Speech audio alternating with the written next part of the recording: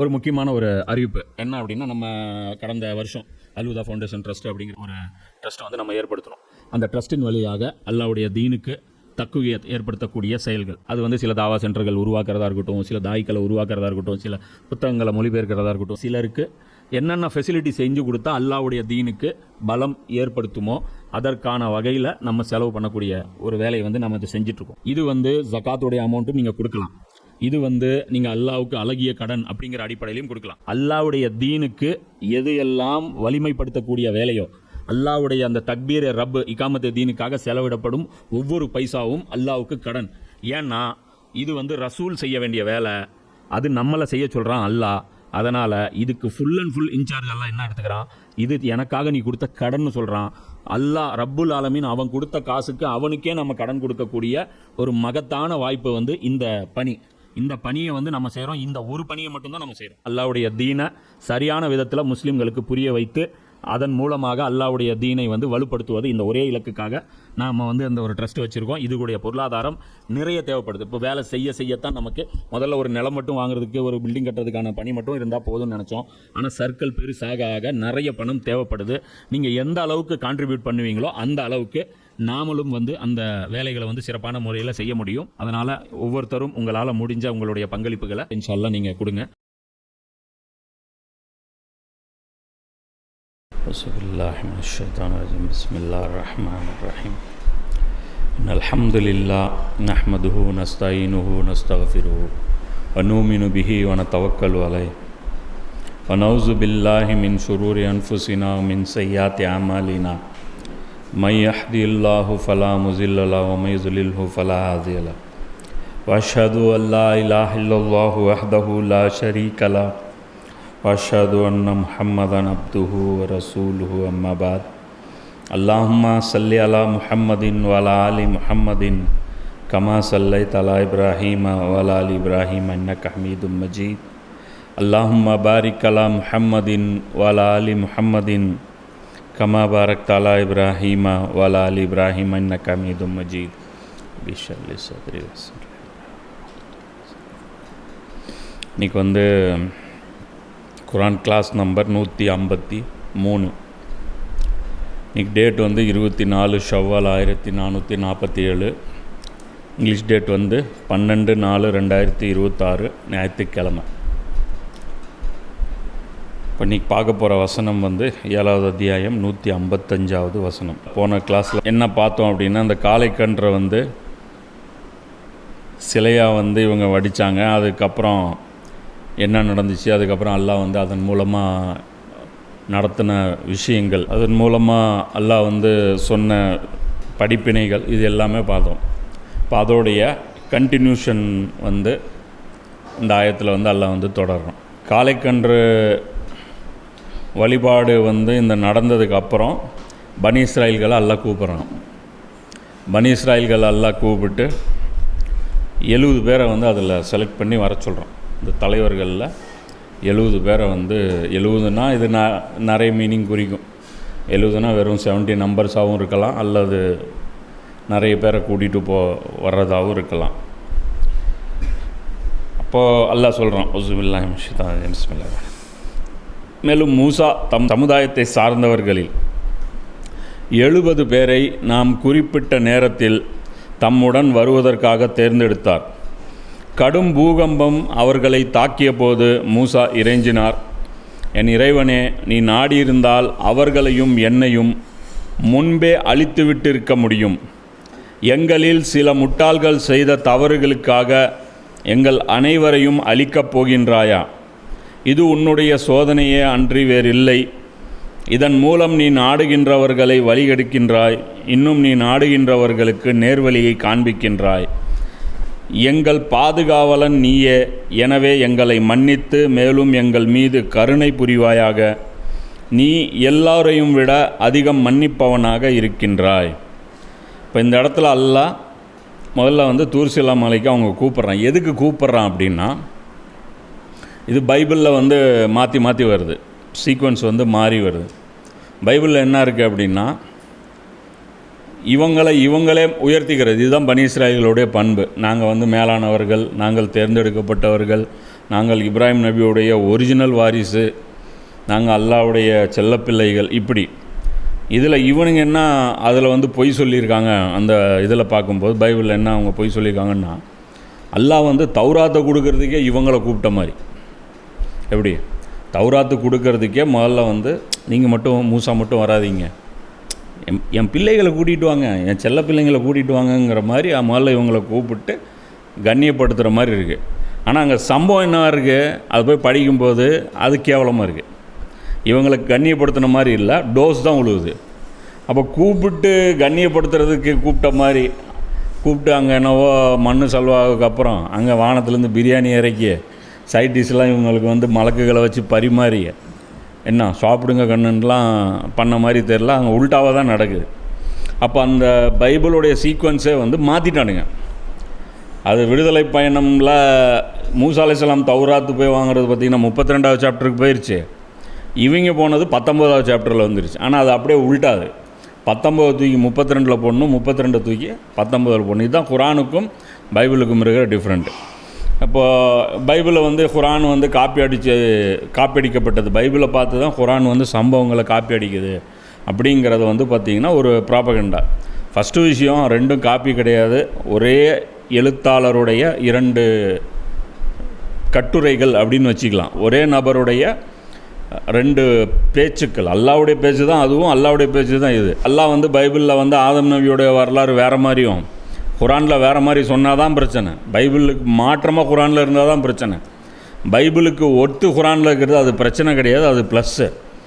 அப்போ அதில் இருக்கிற சம்பவத்தோடு இது உண்மைப்படுத்துது அப்படிங்கிறது தான். நபி ஸல்லல்லாஹு அலைஹி வஸல்லம் அவர்களுக்கு பைபிள் படிக்க தெரியாது. அவர் எப்படி பைபிளில் இருந்து அதில் இருக்கிற சம்பவங்களை கரெக்டாக சொல்கிறார். சில விஷயங்களை வந்து முன்பின்னும் மாற்றி சொல்கிறார். இது தப்புன்னு அவங்க யாரும் சேலஞ்ச் பண்ணல அந்த காலத்தில் இருந்தவங்க. குரானில் இப்படி இருக்குது, பைபிளில் இருக்கிறதுக்கு மாற்றமாக நீங்கள் ஏன் சொல்கிறீங்க அப்படின்ற சொல்லா சொல்லலை. ஏன்னா இவனுங்களுக்கே டவுட்டு. ஏன்னா பைபிளுடைய ஒரிஜினல் பிரதி யாருக்கிட்டையுமே இப்போ வரைக்குமே கிடையாது. அல்லாஹ் அந்த இடத்துல அவங்க உள்ள அந்த உரையாடல் எது சார்ந்தது அப்படின்னு பார்த்தா கண்டித்து தான் அல்லாஹ் வந்து அங்கே பேசுகிறான். அதில் வந்து என்ன இருக்குதுன்னா, 3ஆம் நாள் பொழுது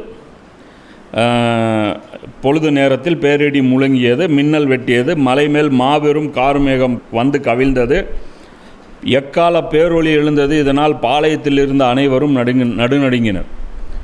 மலையை வந்து எந்த மலையை வந்து மூசா நபி போய் அந்த மேலே ஏறி அந்த ஒரு நெருப்பை பார்த்தாங்களோ அந்த இடத்துல அல்லாஹ்வுடன் உரையாடல் நடக்கக்கூடிய அந்த இடம், அது டோட்டலாக அந்த மலையே வந்து அந்த அன்னைக்கு புயல் மழை இடி மின்னலோடு சேர்ந்து ஒரு மேகம் பெருசாக மூட்டி அப்படியே ஒரு பயங்கரமான ஒரு சிச்சுவேஷன் ஆயிடுச்சு. கடவுளை சந்திப்பதற்காக மோசே மக்களை பாளையத்திலிருந்து வெளிவரச் செய்தார். அவர்களும் மலை அடிவாரத்தில் வந்து நின்றனர். இவனுங்க மேலே கூட போகல, கீழே தான் இருக்கிறானுங்க. ஒரு டிஸ்டன்ஸில், அதாவது இப்போ ஏற்காடு ஏறுறோன்னு வச்சுக்கோ, ஒரு 10வது பெண்டு 5வது பெண்டில் இவங்களை நிறுத்தி வச்சிடுறாங்க. அதுக்கு மேலே நீங்கள் வரக்கூடாது அப்படின்ட்டு. அவங்களுக்கு என்ன, மூசா அலைஹிஸ்ஸலாமும் சொந்தமாக சொல்கிறாரு. ஏன்னா பெரிய பெரிய காணிக்கையெல்லாம் கேட்குறாரு. உங்களில் இருக்கிற ஒருத்தர் வந்து அறுக்க சொல்கிறாரு. அப்போது இவராக வந்து நம்ம மேலே பழி எடுக்கிறாரா இல்லை அல்லாஹ் தான் சொல்கிறானா அப்படின்னு ஒரு இவனுங்களுக்கு ஒரு டவுட்டு. அல்லாஹ் என்ன பண்ணிட்டான், வாங்கட மேலே நீங்கள் எப்படி மூசா நபி வந்து நீங்கள் வந்து ஒரு வழி பண்ணாமல் விட மாட்டீங்க, அவங்கள இழுத்துட்டு வா, எவன்லாம் திமிர் பண்ணுறான்னு அந்த கேங்கிலேருந்தெல்லாம் ஒருத்தனை கூட்டிகிட்டு, இப்படி தான் இருக்குது, எவன்லாம் அலிச்சாட்டியம் பண்ணுறானோ அந்த கேங்கிலேருந்துலாம் வா அப்படின்ட்டு. சினாய் மலை முழுவதும் புகைந்து கொண்டிருந்தது. அந்த மலையே புகைமயமாக இருந்துச்சு. ஏனெனில் ஆண்டவர் அதன் மீது நெருப்பில் இறங்கி வந்தார். அப்போ அல்லாஹ்வுடைய அந்த தஜல்லி வந்து அந்த இடத்துல பலாருன்ட்டு மின்னுது. எப்படி வந்து மூசா அலைஹிஸ்ஸலாம் இது பண்ணாங்களோ அது மாதிரி அதன் புகை மூசா அலைஹிஸ்ஸலாம் பார்க்கணுன்னு சொல்லும்போது நடந்துச்சுல, அந்த மாதிரி நடக்குது. அதன் புகை தீச்சூளையிலிருந்து எழும் புகை போல் தோன்றியது. மலை முழுவதும் மிகவும் அதிர்ந்தது. அந்த மலை வந்து அப்படியே குலுங்குது. அந்த அளவுக்கு அந்த சிச்சுவேஷன் இருக்கு. எக்கால முழக்கம் எழும்பி வர மிகுதி ஆயிற்று. மோசே பேசிய போது கடவுளும் இடி முழக்கத்திலிருந்து விடையளித்தார். ஒரு மின்னல் மாதிரி ஒரு சவுண்டு இவங்களுக்கு கேட்குது. அதை இவங்களால் தாங்க முடியல. அல்லாஹ்வுடைய அந்த பேச்சு வந்து இவங்களால் தாங்க முடியல. ஏன்னா அதுக்கெல்லாம் ஆன்மா வந்து பயங்கரமாக பரிசுத்தமாகும். அல்லாஹ்வுடன் உரையாடலுங்கிறது சாதாரண விஷயம் கிடையாது. நபி ஸல்லல்லாஹு அலைஹி வஸல்லம் மேராஜுக்கு போகும்போது அவங்களுடைய அந்த ஹார்ட்டை எடுத்து அது கழுவி ஜம்சம் தண்ணியில் வந்து ஜிப்ரீல் அலைஹிஸ்ஸலாம் கழுவி அதுக்கப்புறம் தான் தூய்மைப்படுத்திட்டு கொண்டு போகிறாங்க. அப்போ தொடர்ந்து இது வந்து 19வது விடுதலை பயணம் 19வது அதிகாரத்தில் 16லேருந்து 19 வரைக்கும் இந்த வசனம். அடுத்தது 20வது அத்தியாயத்தில் 18லேருந்து 20 வரைக்கும் அதில் வருது. அதில் என்ன சொல்கிறாங்க அப்படின்னா, மக்கள் அனைவரும் இடி மின்னல்களையும் எக்கால முழக்கத்தையும் புகையையும் மலையையும் கண்டனர். கண்டு மக்கள் நடுநடுங்கி தூரத்தில் நின்று கொண்டு மோசேயை நோக்கி, நீர் எங்களிடம் பேசும், நாங்கள் கேட்போம். அல்லாவெல்லாம் என்னை பேசுகிறதுக்கெல்லாம் நாங்கள் ஆசைப்படலப்பா. அதென்னா அல்லாவும் நீயும் அல்லாவும் போய் பேசுகிறது நாங்கள் பார்க்காதவரை நம்ப மாட்டோம். குரானில் அந்த டைலாக் இருக்கும். இங்கே இவனுங்க என்ன பேசியிருக்காங்க? கண்ணியப்படுத்த கூப்பிடப்பட்டவனுங்களா இவங்க? அதாவது சொல்கிறோம்ல, அந்த சுச்சுவேஷன்லேயே உங்களுக்கு கடவுள் எங்களோடு பேசவே வேண்டாம், ஏனெனில் அவர் பேசினால் நாங்கள் செத்து போவோம். கடவுள் பேசினார்னா நாங்கள் செத்தே போயிடுவோம். அந்த பேச்சு எங்களுடைய அந்த தாக்கம் எங்களால் தாங்க முடியாதுங்கிற. அதற்கு மூசா அலைஹிஸ்ஸலாம் சொல்கிறாங்க, அஞ்சாதீர்கள், கடவுள் மீது உங்களுக்கு ஏற்படும் அச்சத்தால் நீங்கள் பாவம் செய்யாதிருப்பீர்களா என்று உங்களை சோதித்தறியவே அவர் இவ்வாறு தோன்றினார். அல்லாஹ் உங்களுக்கு இங்கே கூப்பிட்டதே எதுக்குன்னா, இனிமேலாவது அல்லாஹ்வுடைய வல்லமையை தெரிஞ்சு அவனுடைய அந்த கண்ணியத்தை தெரிஞ்சு இனிமேல் இந்த பாவத்தை நீங்கள் மறுபடியும் செய்யக்கூடாது. என்ன சொல்கிறாரு? நீங்கள் ரொம்ப பாவம் பண்ணுறீங்க, கேட்டால் எனக்கு கட்டுப்பட மாட்டேங்கிறீங்க. அதனால் நான் பேசிகிட்டு இருக்கிற அல்லாஹ் எப்படிப்பட்டவன்னு முதல்ல உங்களுக்கு தெரியணும். அதோடைய ஒரு சாம்பிள் காட்டுறது தான் வாங்க அப்படின்னு சொல்லி காட்டும். அதுக்கப்புறமாவது உங்களுக்கு கொஞ்சம் சீரியஸ்னஸ் தெரியணும். விளையாட்டுத்தனமாக கடலில் பிளந்ததுக்கப்புறம் அந்த எல்லாம் மேஜிக் விளையாட்டாகவே நினைக்கிறானுங்க அவனுங்க. கடலில் பிளந்து கூப்பிட்டு வந்துட்டாங்க, அப்படி வந்துடுச்சு. அதுக்கப்புறம் வானத்துலேருந்து சாப்பாடு வருது. எல்லாம் கடவுள் அதான் சொல்கிறாங்க, கடவுள்னால் வெறும் அருள் புரிகிறது மட்டும்தான் கடவுளுடைய டிபார்ட்மெண்ட்டுன்னு நினச்சிட்டு இருக்காங்களே. எல்லோரும் அதான் நினச்சிட்டு இருக்காங்க. தண்டிக்கிறதும் அல்லாவுடைய வேலை, சரியா? அல்லாஹ் கண்டிக்கிறதும் அல்லாவுடைய வேலை. அப்போது இந்த இடத்துல அவர் சொல்கிறார், இது புரிஞ்சிக்கணுங்கிறதுக்காக அல்லாஹ் உங்களை கூப்பிட்டான். அப்போ என்ன அர்த்தம்? இப்போ இங்கே வேதத்தை வாங்கிறதுக்கெல்லாம் இவங்க வரல, டோஸ் வாங்கிறது தான் இவங்க வந்திருக்காங்க. அப்போ அந்த பரிகாரமும் அந்த இதில் அவர் சொல்லப்படும். அது விடுதலை பயணத்தில் அந்த பரிகாரத்தை பற்றி என்ன இருக்குது அப்படின்னா, இஸ்ரேலின் கடவுளான ஆண்டவர் கூறுவது இதுவே, ஒவ்வொருவரும் தன் வாளை இடையில் சொருகி கொள்ள வேண்டும்.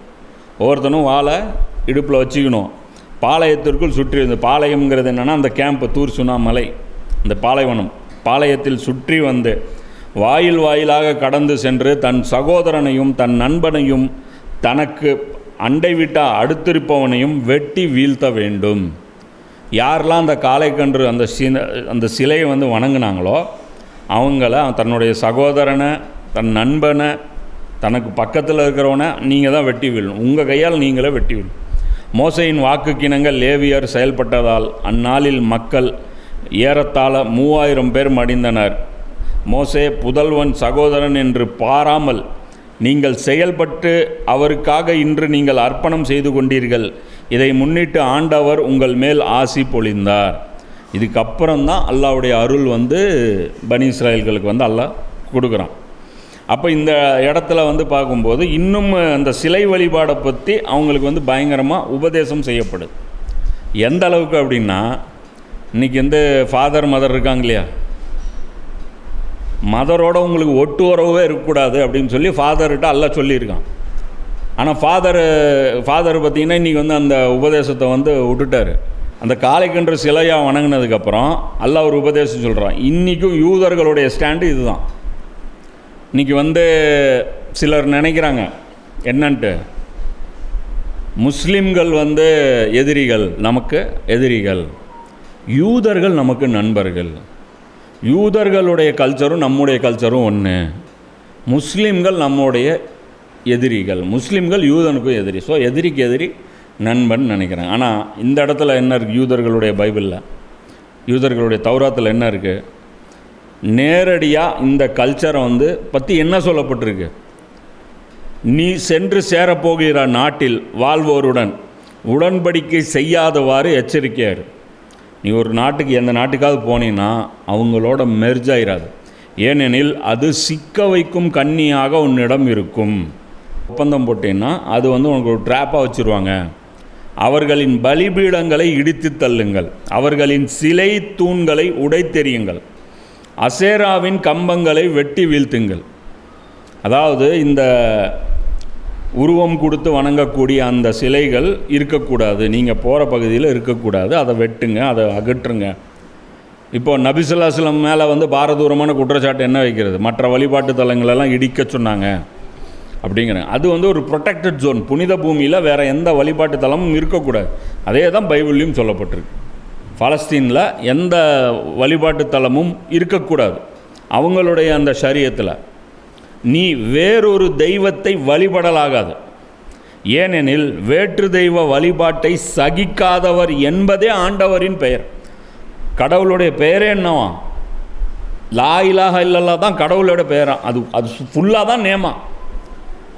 அல்லா மட்டும் நேம் இல்லையா, லா இலாஹ இல்லல்லாவும் தான் அது ஃபுல்லாகவும் நேமா. வேறு தெய்வ வழிபாட்டை சகிக்காதவர் என்பதே ஆண்டவர் பெயர். ஆம், அவர் வேற்று தெய்வ வழிபாட்டை சகிக்காத இறைவன். இன்னைக்கு இந்த ஜைனிஸ்டுகள் சாத்தான வணங்குறேன். உங்களுக்கு பாலுக்கும் என்ன தொடர்பு? ஏன் பாலுடைய சிலையை வந்து உங்கள் கலாச்சாரம் மீதான தாக்குதல்னு சொல்கிறீங்க? எப்ஸ்டீனுங்கிற ஒரு யூதன் ஏன் அந்த பாலுங்கிற சிலையை வந்து வழிபட்டான்? ஏன் அமெரிக்காவில் ஏராளமான இடங்களில் பால் வந்து வழிபடப்படுது? இது எந்த ஊர் பைபிளில் எழுதப்பட்டிருக்கு? சிலைகளை பற்றி பைபிளில் என்ன சொல்லப்பட்டிருக்கு? இப்படி தானே இருக்குது. 34 அதிகாரத்தில் 12லேருந்து 17 வரைக்கும் எல்லாம் சொல்கிறான் பாருங்கள். நீ அந்நாட்டில் வாழ்வோரோடு உடன்படிக்கை செய்யாதே, ஏனெனில் அவர்கள் தங்கள் தெய்வங்கள் பின்னே வேசித்தனமாக நடந்து தங்கள் தெய்வங்களுக்கு பலியிடுகையில் உன்னை அழைக்க அவர்கள் பலி பொருளை நீயும் உண்ண நேரிடலாம். இந்த வேறு தெய்வங்களை வழிபடுறவங்ககிட்டையும் நீ எச்சரிக்கையாரு. அவங்க வந்து அந்த வேறு தெய்வங்களுக்கு வழிபட்ட அந்த பொருட்களை கொடுத்து உன்னை சாப்பிட சொல்லிடுவாங்க. அதனால் உனக்கு கேர்ஃபுல்லாக நீ இருந்துக்கணும். இப்போ நீங்கள் நம்மளை பார்த்து என்ன சொல்கிறாங்க? பூஜை செய்யப்பட்ட பொருள் நம்ம சாப்பிட்றது இல்லைங்க. யூதர்கள் சாப்பிடுவாங்களா? அவங்க உங்களுக்கு நண்பர்களா? அப்போ மேலும் உன் புதல்வருக்கு அவர்களிடமிருந்து பெண் கொல்ல நேரிடலாம். அவர்கள் புதவியர்கள் தங்கள் தெய்வங்கள் பின்னே வேசித்தனமாய் நடப்பர். உன் புதல்வரையும் தங்கள் தெய்வங்கள் பின்னே வேசித்தனமாக நடக்க செய்வர். அந்த பெண்களையும் நீங்கள் கல்யாணம் பண்ணாதீங்க. ஏன் அப்படின்னா அவங்க வெக்கங்கட்ட வகையில் செயல்படுவாங்க, நிர்வாணமாக சுற்றி வருவாங்க, அவங்களுடைய வழிபாடு வேறு வேறு மாதிரி இருக்கும். அதே தான் நீங்கள் நாளைக்கு அவங்கள கல்யாணம் பண்ணிங்கன்னா அந்த குழந்தைகளும் அதே கலாச்சாரத்தில் வளரும். அதனால் அதில் இருக்காதீங்க. உனக்கென தெய்வங்களை வார்த்து கொள்ள வேண்டாம் அப்படிங்கிறத சொல்கிறேன். இப்போ இந்த இடத்துல அல்லாஹ் என்ன சொல்கிறான்? அவங்களோட அக்ரிமெண்ட் போடக்கூடாது, அவங்களோட சேரக்கூடாது, அவங்களோட சாப்பிடக்கூடாது, அவங்களோட கல்யாணம் பண்ணக்கூடாது. இப்போ சொல்கிறான், இப்போது இவர்கள் தௌராத்தை வந்து தூக்கி போட்டது தான் காரணம். இன்றைக்கி வந்து அவங்களுடைய அந்த ஜைனிஸ்ட்டு அந்த அலையன்ஸ் வந்து அவங்க ஃபார்ம் பண்ணியிருக்காங்கள்ல, இது தௌராத்துலேருந்து அவங்க எவ்வளோ தூரம் விலகி போயிருக்காங்க. இன்னைக்கு குருட்டுத்தனமாக கிறிஸ்தவர்களும் என்ன பண்ணுறாங்க? இஸ்ரேலை வந்து ஆதரிக்கிறேன். இங்கே இந்தியாவில் இருக்கக்கூடிய, தமிழ்நாட்டில் இருக்கக்கூடிய, தமிழில் இருக்கக்கூடியவர்கள், அதான் சொன்னல, இந்த இவாஞ்சலிக்கல் கிறிஸ்டியன் அந்த நற்செய்தி, இந்த குட் நியூஸ் அப்படின்னு சொல்லக்கூடிய, நமக்கு அது தெரியாதுங்க. இங்கே இவாஞ்சலிக்கல் அதெல்லாம் சொல்லிக்க மாட்டாங்க. அவங்க இந்த நற்செய்தி பெருவிழா, அந்த நற்செய்தின்னு சொல்கிறாங்க. வெறும் நற்செய்தி மட்டும்தான் வரும். அவங்க கண்டன செய்தியெல்லாம் அவங்க சொல்ல மாட்டாங்க. குரான் வந்து முபஷிரன் மட்டும் கிடையாது, அது இன்சாரும் பண்ணும். வயுன்சீரா அப்படின்னு வரும். எச்சரிக்கையும் அச்சமூட்டும், நற்செய்தியும் சொல்லும். நற்செய்தியும் சொல்லும், குரான் அச்சமும் ஊட்டும். இவங்களுக்கு என்ன, அச்சமூட்டுற செய்தியெல்லாம் இவங்களுக்கு கேட்குறது தயாரில்லை. நற்செய்திகளாக சொல்லிகிட்டு இருக்கணும். இப்போ இன்றைக்கி முஸ்லீம்களுடைய மைண்ட் செட் என்ன?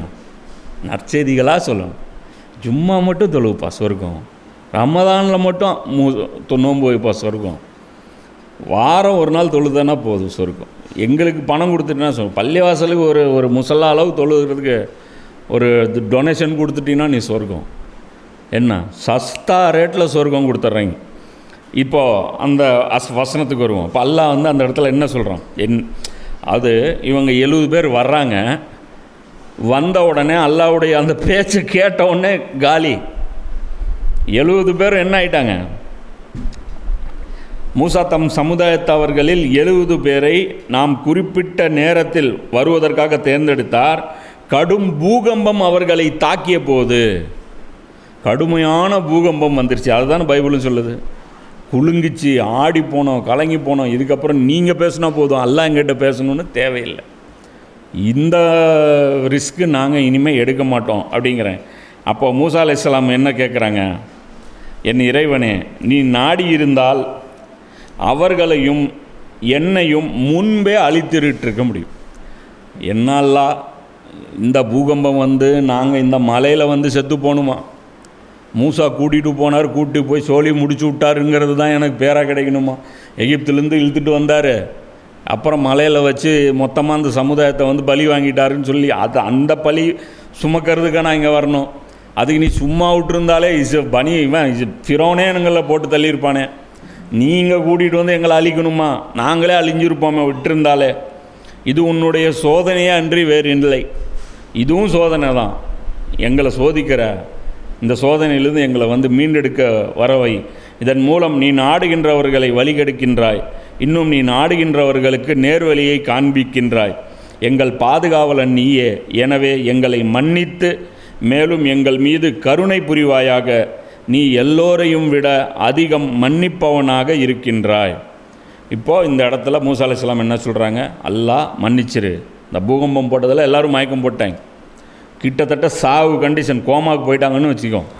மயக்கம் இல்லை, அதை தாண்டி பெருசது, கோமாவுக்கு போயிட்டாங்க. கோமாவெலாம் போயிட்டாங்கன்னா எப்போ எந்திரிப்பாங்களான்னு சொல்ல முடியாது. மைக்கேல் ஷூமேக்கர் 2008 கோமாவுக்கு போனால் இன்னும் 2016 2026 கிட்டத்தட்ட 18 வருஷமாக நீங்கள் கோமாவில் தான் வச்சுருக்கிறாங்க. இவ்வளோ டெக்னாலஜி இருந்தாலும் கோமாலெலாம் போனவனெல்லாம் அவனாக எந்திரிச்சு வந்தால் தான் ஆச்சு. அவனை எல்லாம் வந்து எழுப்ப முடியாது. அப்போது இந்த இடத்துல சுப்ஹானல்லாஹ், இது ஒரு பெரிய ஒரு உபதேசம். இது எங்களில் சில முட்டாள்கள் செய்த தவறுகளுக்காக எங்கள் அனைவரையும் அழிக்கப் போகிறாய். இந்த உம்மத்தையே அழிச்சிடாதல்ல, சில பைத்தியக்காரனுங்க செஞ்சானுங்க அப்படிங்கிறாங்க. அப்போது இந்த இடத்துல இதில் நம்மளும் வந்து யோசிக்கணும். என்ன அப்படின்னா, இப்போது நான் சொன்னேன்ல, காளைக்கன்று வந்து சிலையாக வணங்கினாங்கன்ட்டு. இன்றைக்கி வந்து நம்மக்கிட்ட அந்த ஆப்ஷனே இல்லை. நமக்கு ஒரு காளைக்கன்று உருவாக்குறதுக்கு நமக்கு வாய்ப்பே தரப்படல. வாய்ப்பு கிடைச்சது யாருக்கு? இன்றைக்கி வந்து பல தேசங்களாக பிரிஞ்சிருக்கான்ல. நீங்கள் அரபுகள் வந்து தனியாக பிரிஞ்சிருக்கான், அது இல்லாமல் முஸ்லீம் அரபு அல்லாதவர்கள் தனியாக பிரிஞ்சிருக்கான். ஒவ்வொரு காலத்தில் பிரிஞ்சாங்க. அவங்க மேலே கம்மியாக தான் குற்றச்சாட்டு வரும். இப்போ உதாரணத்துக்கு ரஷ்யாவிலேருந்து பிரிஞ்சு சில இஸ்லாமிய நாடுகள் உருவாச்சு. இப்போ அவங்க தனித்தனியாக தான் இருந்தாங்க. அவங்க இப்போ தான் பிரிஞ்சாங்க, 90s என்னமோ தான் பிரிஞ்சிருப்பாங்கன்னு நினைக்கிறேன்ல. சோவியத்துக்கு அப்புறம் தான் அவங்க பிரிஞ்சாங்க. ஆனால் முதல்ல வந்து பிஸ்மில்லா பண்ணதெல்லாம் யார்? அரபுகள் தான். அரபுகள் தான் வந்து இது தனி, இந்த நாடு தனி, நாங்கள் இந்த நாடு குவைத்து தனி, பஹ்ரைன் தனி, அது தனி, இது தனின்னு சொல்லிட்டு இவனுங்க வந்து பிரிச்சுட்டு போனாங்க. அப்போது இந்த பாவம் வந்து முஸ்லீம்களில் ஒரு சாரார் தான் செஞ்சாங்க. இதில் வந்து ஒட்டுமொத்த முஸ்லீம்களுக்கு உடன்பாடே கிடையாது. இன்றைக்கும் இந்தியாவில் இருக்கக்கூடிய சுன்னத்துல் ஜமாத்து அஹ்லு சுன்னாவுடைய அந்த பேசிக்கு, அதாவது அதோடைய பேசிக்கான ஒரு ஐடியாலஜி என்ன அப்படின்னு பார்த்தோம்னா, முஸ்லீம்கள் ஒரு உம்மத்து தான், உம்மத்தன் வாஹிதா தான். இவங்களை வந்து இப்படி பிரிஞ்சு போகிறது தப்புன்னு தான் அவங்க நினைக்கிறாங்க. அவங்க ஓட்டமன் எம்பையர் காலத்தில், அதாவது அந்த ஆட்சி லீகலாக இல்லீகலாக அது வேறு விஷயம். ஆனால் இது ரெண்டும் தனித்தனி விஷயம். ஒன்று, முஸ்லீம்கள் பல நாடுகளாக பிரியலாமா, இது தனி விஷயம். அந்த ஆட்சி முறை எப்படிப்பட்டதாக இருக்கணும், ஆட்சியாளர் தேர்வு எப்படிப்பட்டதாக இருக்கணும், இது தனி விஷயம். புரியுதா? ஒன்று, இது முதல்ல லீகலான்னு பார்க்கணும், இதுவும் லீகலான்னு பார்க்கணும், ரெண்டுமே பார்க்கணும். ஏதோ நம்ம வந்து முதல்ல இருந்து அந்த ஓட்டமன் எம்பையருடைய அந்த விஷயத்தை வந்து நம்ம அது கரெக்டாக இருந்துச்சு, அதை நீங்கள் உடச்சிருக்கக்கூடாதுன்னு சொல்லும்போது அந்த அரசாங்கம் செய்தது தப்பு தானே அப்படிங்கணும். புரியுதா? தேசம் வேறு, அரசு வேறு. நம்ம இதை ரெண்டுமே பிரித்து போகிறதுக்கிறோம். தேசமாக இவங்க பிரிஞ்சதுங்கிறது தப்பு. யார்? இந்த ஓட்டமன் எம்பையரை பிரித்து ஈராக்கு தனி, ஈரானு தனி, இந்த மாதிரி இவங்க தனித்தனியாக பிரித்தாங்க இல்லையா, இது எல்லாமே தப்பு. அதே சமயம் இவர்கள் ஓட்டமன் எம்பையர் இருந்த ஆட்சி வந்து அது கரெக்டான ஆட்சியா, இஸ்லாமிய அடிப்படையில் இருந்த ஆட்சியான்னு கேட்டால் அது கிடையாது. அவங்க இஸ்லாத்துடைய அடிப்படையில் வந்து அவங்க செய்யலாம். சில விஷயங்கள் தான் இஸ்லாமிக்காக இருந்துச்சு, சில விஷயங்கள் இஸ்லாத்துடைய உடன்பட்ட விஷயங்கள் இல்லை. இப்போ இங்கே என்ன பிரச்சனை அப்படின்னா, இந்த முட்டாள்கள் செஞ்சாங்க. இப்போ எப்படி பனி இஸ்ராயல்களுக்கு வந்து இந்த காளைக்கன்று செய்ததால் ஒரு பனிஷ்மெண்ட் தரப்பட்டதோ, அந்த பலி வந்து தரப்பட்டதோ, அதே மாதிரி ஒரு பூகம்பம் வந்து நிகழ்த்தப்பட்டதோ, அது ரெண்டு விஷயம் நமக்கும் நடக்கும். இப்போ நம்மளுடைய மறுமை அடையாளங்களில், மறுமை நாளுடைய அடையாளங்கள் என்ன? கிழக்கில் ஒரு பூகம்பம், மேற்கில் ஒரு பூகம்பம், அரபு தீபகற்பத்தில் ஒரு பூகம்பம். இப்போ இன்றைக்கி கிட்டத்தட்ட அந்த பூகம்பத்துடைய ரிக்டர் அந்த நுனியில் தான் நம்ம உட்காந்துட்ருக்கோம். டாலர் கொலாப்ஸ் ஆச்சுன்னா எல்லாம் கொலாப்ஸ் ஆகிடும். கிழக்கில் ஒரு பூகம்பம் வந்துச்சுன்னா முடிஞ்சு போச்சு. அதான் ஈஸ்ட் நாடு நம்ம தான், அது மிடில் ஈஸ்ட்டு, அது மிடில், நாம் ஈஸ்ட்டு, புரியுதா? அப்போது இந்தியா சைனாவுடைய பொருளாதாரத்தில் ஒரு தாக்கம் ஏற்படுத்திச்சின்னு வச்சுக்கோ. கிழக்கில் ஒரு பூகம்பம் வந்துருச்சு, அடுத்தது மேற்கு, வெஸ்ட்டும் காணாமல் போயிடும். மேற்குலேயும் ஒரு பூகம்பம் வரும், இதே பூகம்பம். டாலர் கொலாப்ஸ் ஆச்சுன்னா வெஸ்ட்லேயும் ஒரு பூகம்பம் இருக்குது. இன்றைக்கி யூரோப்புடைய கோல்டு எங்கே இருக்குது? அமெரிக்காட்டு இருக்குது.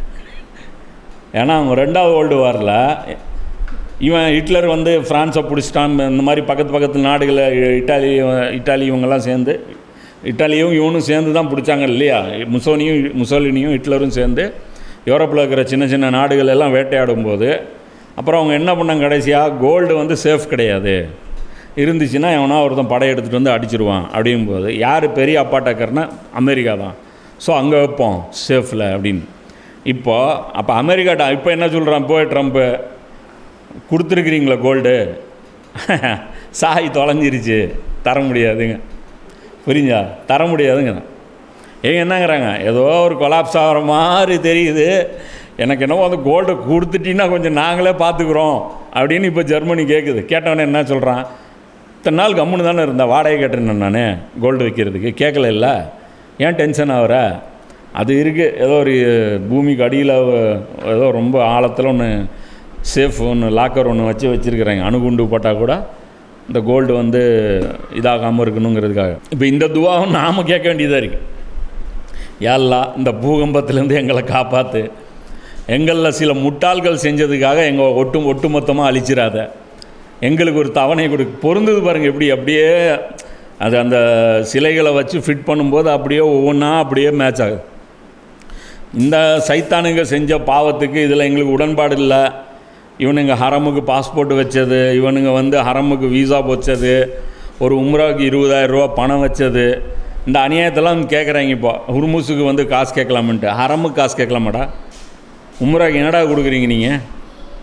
அஜ்ஜலியாவது பிரம்மாண்டமான அந்த கூரையில் 200 பேர் கொண்டு போய் அடைச்சி என்ன ஒரு ஏர் கூலர் போட்டு, என்ன ஏர் கூலர்லாம் எந்த மூளைக்குன்னு, இந்த வெயிலுக்கே ஏர் கூலர் வேலை செய்யாது, அங்கே வந்து 200 பேர் அடைச்சி ஒரு ஏர் கூலரில் வச்சு 5000 பேருக்கு வந்து பாத்ரூம் வந்து பார்த்திங்கன்னா இவ்வளோண்டு ஒரு போர்ஷனை கொடுத்து, இந்த ஃபெசிலிட்டிக்கு உங்களுக்கு வந்து ஒரு ஆளுக்கு வந்து 2 லட்ச ரூபா பர் ஹெட்டு கேட்குது உங்களுக்கு 3 நாளைக்கு.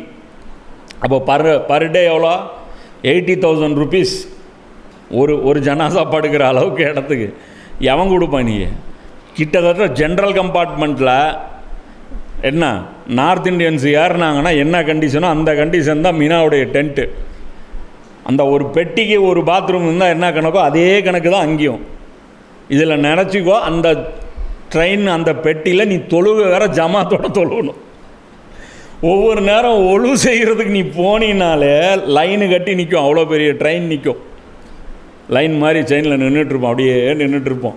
இந்த மும்பையிலலாம் காட்டுவோம், சில அப்பார்ட்மெண்ட்டில் ஒரே ஒரு பாத்ரூம் இருக்கும், அத்தனை பேர் பக்கெட்டில் லைனை வச்சுட்டு நின்றுட்டுருப்பாங்க. அந்த கதி. இப்போ என்ன விஷயம் அப்படின்னா, இப்போ இவங்க செஞ்சதுக்கு எங்களை அழிக்காதல்ல, இப்போ நாமளும் அது கேட்குறோம். இது உன்னுடைய சோதனை அன்றி வேறு இல்லை. இதன் மூலம் நீ நாடியவர்களை வழிகெடுக்கின்றாய், இன்னும் நீ நாடியவர்களுக்கு நேர்வழி காட்டுகின்றாய். எங்கள் பாதுகாவலன் நீ. இப்போ நம்ம தான் கேட்குறோம், யாரெல்லாம் இந்த சுச்சுவேஷன்லேருந்து எங்களை பாதுகாத்துரு, எனவே எங்களை மன்னித்து எங்கள் மீது கருணை புரிவாயாக, நீ எல்லோரையும் விட அதிகம் மன்னிப்பவனாக இருக்கிறாய். அப்போது இந்த இடத்துல மூசா அலைஹிஸ்ஸலாம் என்ன சொல்கிறாங்க? எங்களை மன்னிச்சிரு, நீ நாடுகின்றவருக்கு நேர்வழி காட்டுற, நாடுகின்றவர்களை வழிகெடுக்கின்ற அப்படின்னு சொல்கிறேன். இப்போ இதில் நாடுகின்றவர்கள் பற்றி நம்ம குரானில் நிறைய இடங்களில் நம்ம வரும்போதெல்லாம் அது கிளியர் பண்ணிடுவோம். நாடியவர்களுக்கு என்பது குருட்டுத்தனமாக கிடையாது. குருட்டுத்தனமாக லாட்ரி சிஸ்டமில் அல்லாஹ்வுடைய நாட்டப்படி நீங்கள்லாம் 1 2 3 4 நீ நேர்வழி போ, நீ வழிகெடுப்போ, இப்படியா நாடுவான்ல? இது கிடையாது அல்லாஹ்வுடைய நாட்டம். அல்லாஹ்வுடைய நாட்டம் என்னென்னா கண்டிஷன்ஸ் அப்ளை. அந்த கண்டிஷன்ஸை ஃபாலோ பண்ணுங்கடான்னு தான் அல்லாஹ் சொல்கிறோம். இந்த கண்டிஷன்ஸை ஃபாலோ பண்ணிங்கன்னா உங்களுக்கு பிரச்சனை கிடையாது, அல்லாஹ்வுடைய நேர்வழி உங்களுக்கு கிடச்சிரும். அதே மாதிரி கண்டிஷன்ஸு எல்லா காலத்துலேயும் ஒன்று இருக்காது, அப்டேட் ஆகிட்டே இருக்கும். கண்டிஷன்ஸ் என்ன ஆகிட்டு இருக்கும்? அப்டேட் ஆகிட்டே இருக்கும். அந்த அப்டேட் ஆகிற கண்டிஷன்ஸு எப்படி நாம் நம்மளை வந்து அப்டேட் பண்ணிக்கிறது? அப்போ ஒரு சாம்சங் S24 வாங்கினோடனே இன்றைக்கி வந்து இப்போ ஒரு அப்டேட் வந்திருக்கு, வருது, நீங்கள் நைட் பண்ணுறீங்களா அப்படின்னு சொல்லிட்டு நம்மகிட்ட கேட்குமா? அது மாதிரி அதே மாதிரி தான் இங்கே. எப்படின்னா அப்டேட் ஆகிருச்சு கண்டிஷனுங்கிறது நமக்கு எப்படி தெரியும்னா, அதை வந்து எந்த ஒரு மதரசாலையும் போய் நம்மளால் கண்டுபிடிக்க முடியாது, எந்த ஆலிமும் நமக்கு கற்றுக் கொடுத்துட முடியாது, நபியே இருந்தால் கூட நம்மளை வழி காமிச்சிட முடியாது. அது தக்குவா இருந்தால் அல்லாஹ் வழி காட்டும். ரசூல்லா காலத்திலேயே ரசூல்லா நினச்சவங்களுக்கெல்லாம் நேர்வழி காமிட்ட முடியாது. யாருக்கு உமர்லேயும் தக்கவா இருந்துச்சு, நேர்வழி கிடச்சது, ரசூல்லா காமிச்சாங்க, விளங்கிருச்சு. அபுஜஹில் இருந்தான், எவ்வளோ முயற்சி பண்ணாங்க, முடியல. ஏன்? நபி ஸல்லல்லாஹு அலைஹி வஸல்லம் அவங்களுக்கு ரொம்ப நெருக்கமாக இருந்த அபு தாலிப், அவங்களுக்கே ரசூல்லானால் நேர்வழி காட்ட முடியல. சரியா? இப்போது நாடியவர்களுக்குங்கிறது அது வந்து கண்டிஷன்ஸ் அடிப்படையில், அல்லாஹ் வந்து நீதியின் அடிப்படையில் தான் அது முடிவு பண்ணுவான். அப்போ நாடியவர்களுக்கு எது அப்படிங்கிறது பின்னாடி அல்லாவே இந்த வசனங்களில் சொல்கிறான். அடுத்து வரக்கூடிய வசனங்களில் அல்லாஹ் வந்து அதை வந்து பட்டியலும் வந்து போடுறான். இப்போ யார் இவங்க வந்து கேட்குறாங்க, மன்னிப்பு கேட்குறாங்க, நான் மன்னிச்சிடலாம் அப்படின்னு சொல்லி கேட்குறாங்க. இப்போ இந்த இங்கேருந்து நமக்கு வந்து பார்த்திங்கன்னா இப்போ நம்முடைய சமூகம் முஸ்லீம்கள் இருக்காங்கல்ல, 2026 பேட்ச், இவங்க உருப்படுறதுக்கு இந்த 2 வசனங்கள், அடுத்த 2 வசனங்கள் இதுதான் நமக்கு வந்து இந்த பிரச்சனையிலிருந்து வெளிவருவதற்கும், இந்த உலகத்தில் இருக்கக்கூடிய நம்முடைய பிரச்சனைகள், மறுமையில் வரக்கூடிய பிரச்சனைகள் ரெண்டுலேருந்து வெளியே வர்றதுக்கு இதுதான் சொல்யூஷன். மூசா நபி துவா கண்டினியூ பண்ணுறாங்க. இன்னும் எங்களுக்கு இவ்வுலகிலும் மறு உலகிலும் நன்மை எழுதி வைப்பாய். நிச்சயமாக நாங்கள் உன் பக்கம் திரும்பிவிட்டோம். அதற்கு இறைவன், நான் நாடுகின்றவர்களுக்கு தண்டனை அளிப்பேன், ஆயினும் என்னுடைய அருள் அனைத்தையும் சூழ்ந்திருக்கின்றது. எனவே எவர்கள் இறைவனுக்கு அஞ்சுகின்றார்களோ, மேலும் ஜக்காத்தையும் அளிக்கின்றார்களோ, மேலும் என்னுடைய வசனங்களையும் நம்புகின்றார்களோ, அவர்களுக்கு நான் அந்த அருளை உரித்தாக்குவேன் என்று பதிலுரைத்தான். இப்போ இந்த இடத்துல மூசா அலைஹிஸ்ஸலாம் துவா கேட்குறாங்க. என்ன கேட்குறாங்க? இன்னும் எங்களுக்கு உலகிலும் மறு உலகிலும் நன்மையை எழுதி வைப்பாயாக. நிச்சயமாக நாங்கள் உன் பக்கம் திரும்பிவிட்டோம். வக்துப் லனா ஃபி ஹாசிஹி துன்யா ஹசனத்தோம் வஃபில் ஆஹிரத்தி ரப்பனா ஆத்தினா ஃபித் துன்யா வ ஹசனத்தோம் வக்கினா அஸாபன்னார்னு இருக்குல்ல, அதே தான், அதே துவா வந்து இந்த இடத்துல மூசா அலைஹிஸ்ஸலாம் என்ன பண்ணுறாங்க, தன்னுடைய சமுதாயத்துக்காக அல்லாஹ் இடத்துல கேட்குறாங்க. இப்போ இந்த இடத்துல அல்லாஹ் ஒரு கிளாஸ் எடுக்கிறான். இந்த இடத்துல இன்னொரு விஷயம் என்ன பார்க்கணும் அப்படின்னா, நபியுடைய நேசம் பாருங்கள். இப்போ நபி ஒரு உம்மத் மேலே எவ்வளோ அன்பு கொண்டவர்களாக இருக்காங்க. மறுமை என்ன, அந்த அன்பில் எப்படி அவங்க துவா கேட்குறாங்க, உலகத்திலும் அருள் புரிவாயாக, மறுமையிலும் அருள் புரிவாயாக அப்படின்னு சொல்லிட்டு கேட்குறாங்க. அப்போது இதில் இன்னொரு படிப்பினையும் இருக்குது. என்ன அப்படின்னா, நபிமார்களின் சிபாரிசு நபிமார்கள் விரும்பியவர்கள் மீது ஏற்கப்படுங்கிற குருட்டு விசுவாசிகளாக நம்ம இன்றைக்கி இருக்கிறோம் முஸ்லீம்கள். அப்போது நபிமார்களுடைய சிபாரிசு என்ன ஆகும் மறுமையில்?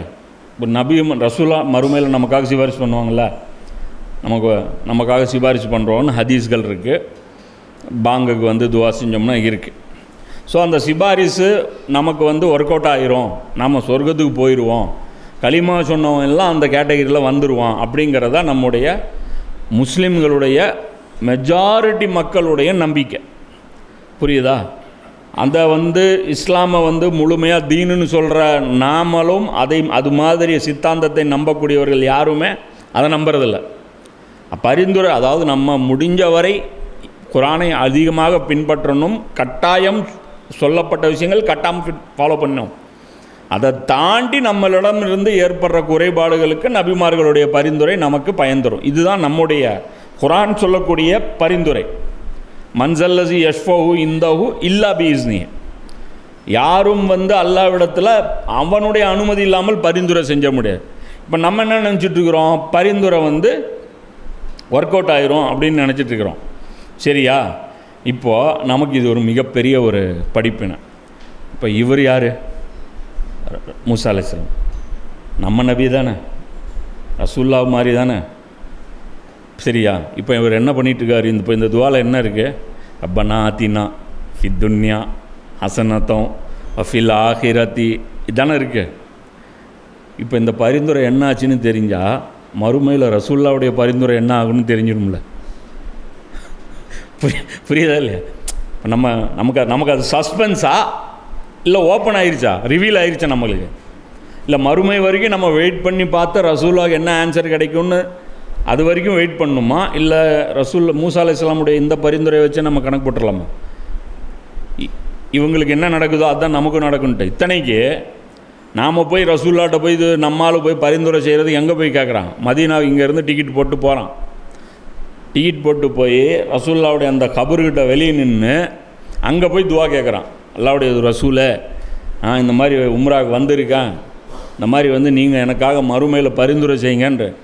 நபி ஸல்லல்லாஹு அலைஹி வஸல்லம் அது சொல்லப்பட்டுச்சா இல்லையா, அது ஏற்கப்பட்டுச்சா இல்லையா, அவர் நம்மளை மைண்டில் வைப்பாரா, அவர் போய் கேட்பாரா, அதெல்லாம் தெரியல. இங்கே லைவ் மூசா அலைஹிஸ்ஸலாம் நேரில் பார்த்து இவங்க சொல்லிட்டாங்க. மூசா அலைஹிஸ்ஸலாம் என்ன பண்ணுறாரு? அல்லாட்ட கேட்குறாங்க. சரி, நபி ஸல்லல்லாஹு அலைஹி வஸல்லம் அவர்களும் நிறைய துவா கேட்டாங்க. யா அல்லாஹ், என்னுடைய கரங்களை வழிபடுத்து, எனக்கு உதவி செய், உன்னுடைய புறத்துலேருந்து உதவி செய். ஒரு வருஷம் உதவி செய்யலாம், 2வது வருஷம் உதவி செய்யலாம், 3வது வருஷம் உதவி செய்யலாம், 4வது வருஷம் செய்யலாம், 13வது வருஷத்தில் ஹிஜ்ரத்து போகிறதுக்கு ஒரு வாய்ப்பு அல்லாஹ் கொடுத்தான்.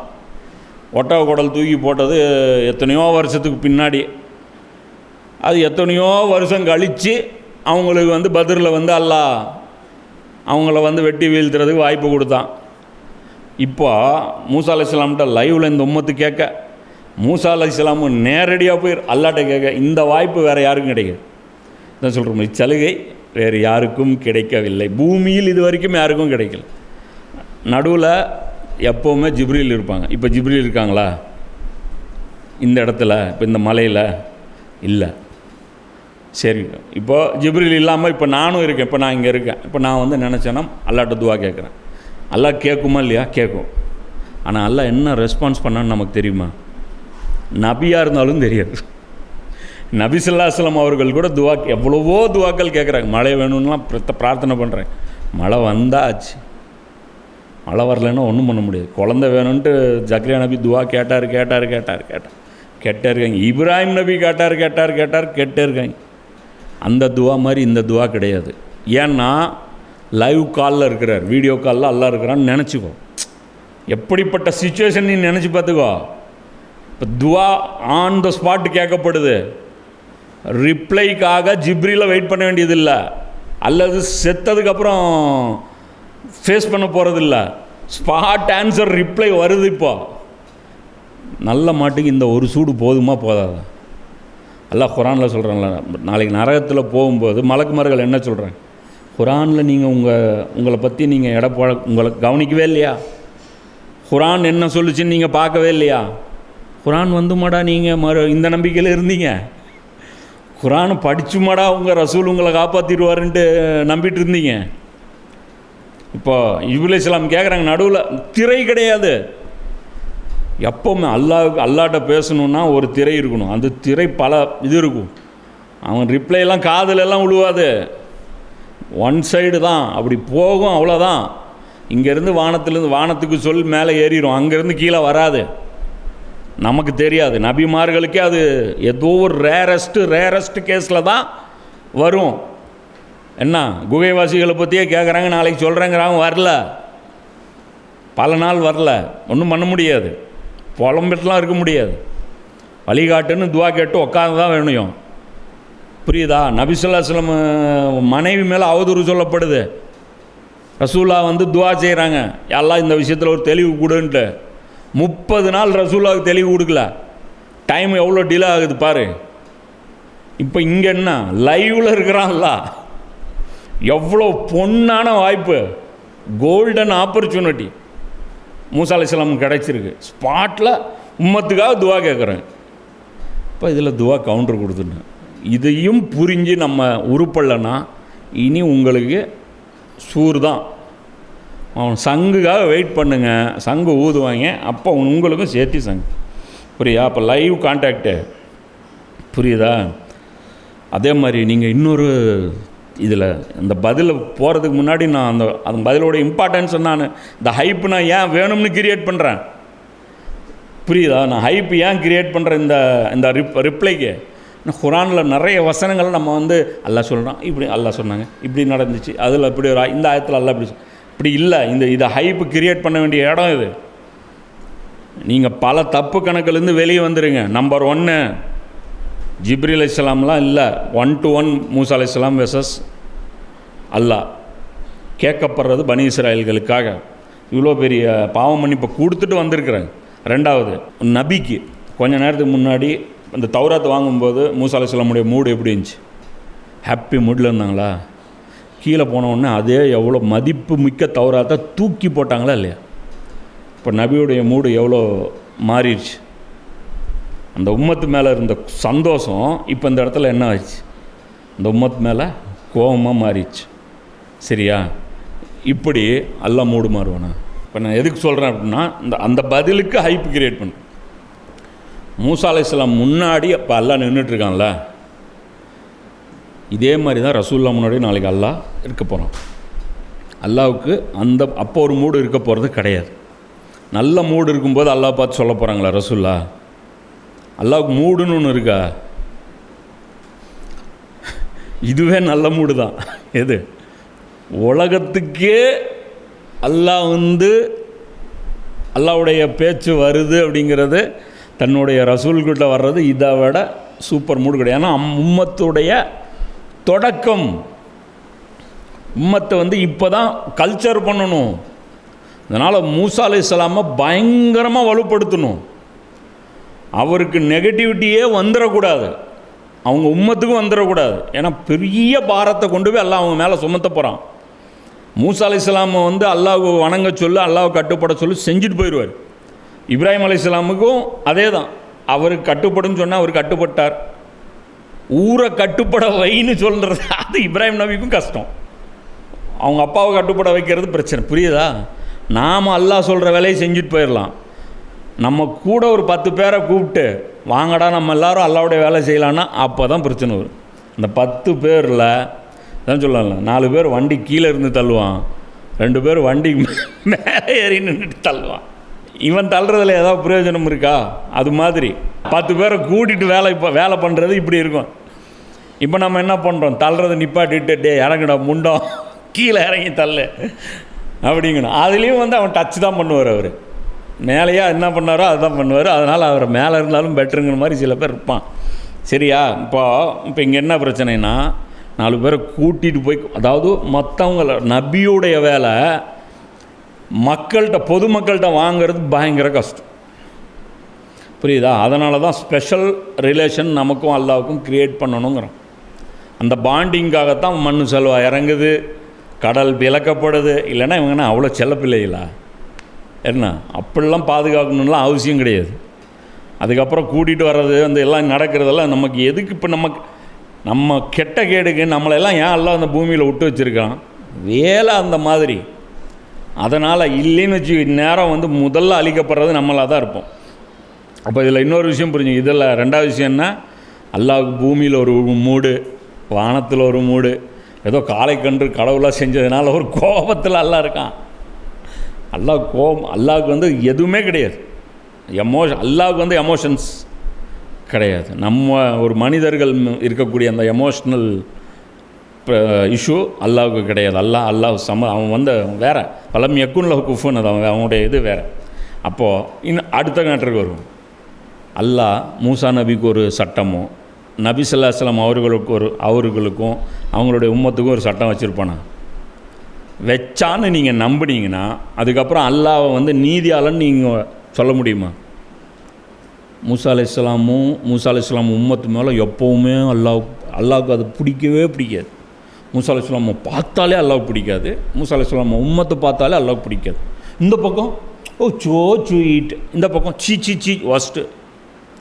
என்ன இது மாதிரி இருக்கக்கூடாது. இது மாதிரி அல்லாஹ் நடந்துக்குவான்னு நீங்கள் நினைக்கிறீங்களா? மாமியார் உடைச்சா மண் குடம், மருமகள் உடைச்சா பொன் குடம். இது மாதிரி வந்து அல்லாஹ்வுடைய ஃபிலாசபி எப்படி இருக்குன்னு நினைக்கிறீங்களா? நீங்கள் நினச்சிங்கன்னா மட்டும்தான் உங்களால் ஜும்மா தொழுகை மட்டும் உங்களை காப்பாற்றும், ரமலான் தொழுகை மட்டும் உங்களை காப்பாற்றும்னு நீங்கள் நம்பினா, இப்படி நீங்கள் அல்லாஹ்வை அநீதியாளர்னு நினைக்கணும், அல்லாஹ்வுக்கு ஒரு மூடு இருக்குன்னு நம்பணும். என்ன அல்லாஹ் ஆளுக்கு ஒரு சட்டம் வச்சுருக்கிறான்னு நீங்கள் நம்பணும். நபிமார்களை வந்து நம்மளை பாரபட்சம் காட்டாதுன்னு சொல்லிவிட்டு அவன் பாரபட்சம் காட்டுறான்னு நீங்கள் நம்பணும். இதெல்லாம் நம்பும்போது தான் நீங்கள் சொர்க்கத்துக்கு போகணும். அதுதான் அல்லாஹ் சொல்கிறான், ஊசியின் காதில் ஒட்டகம் நுழையும் வரை இந்த மாதிரி ஆட்கள்லாம் சொர்க்கத்துக்குள்ளே நுழைய முடியாதுங்கிறது. இப்போ சப்ஜெக்ட்டுக்கு வருவோம். இப்போ இந்த இடத்துல அவங்க இன்னும் என்னென்னு சொல்கிறாங்க, நாங்கள் உன் பக்கம் திரும்பி விட்டோம். இது ஒரு முக்கியமான விஷயம். அவங்க இவ்வுலகிலும் மறுமையிலும் நன்மை எழுதி வைப்பாயாக, நிச்சயமாக நாங்கள் உன் பக்கம் திரும்பிவிட்டோம். இது வந்து என்ன அப்படின்னா, இப்போ உம்மத்துடைய பெயரை வந்து அல்லாஹ் வந்து பாரு. இப்போ யூதர்கள் அப்படின்னு நமக்கு எல்லோரும் தெரியும். பனி இஸ்ராயீல், அதாவது மூசா அலைஹிஸ்ஸலாமுடைய உம்மத் யார்? யூதர்கள். மூசா அலைஹிஸ்ஸலாமிலிருந்து ஈசா அலைஹிஸ்ஸலாம் வரைக்கும் இருக்கிற எல்லாரும் யார்? யூதர்கள். ஈசா அலைஹிஸ்ஸலாமை ஏற்றுக்கிட்டவங்க, அதுக்கப்புறம் அந்த உம்மத்து ரசூல்லா வரைக்கும் ரசூல்லாவை ஏற்றுக்காதவர்கள், ஈசாவையும் மூசாவையும் ஏற்றவர்கள், இவர்கள் யார்? கிறிஸ்தவர்கள்.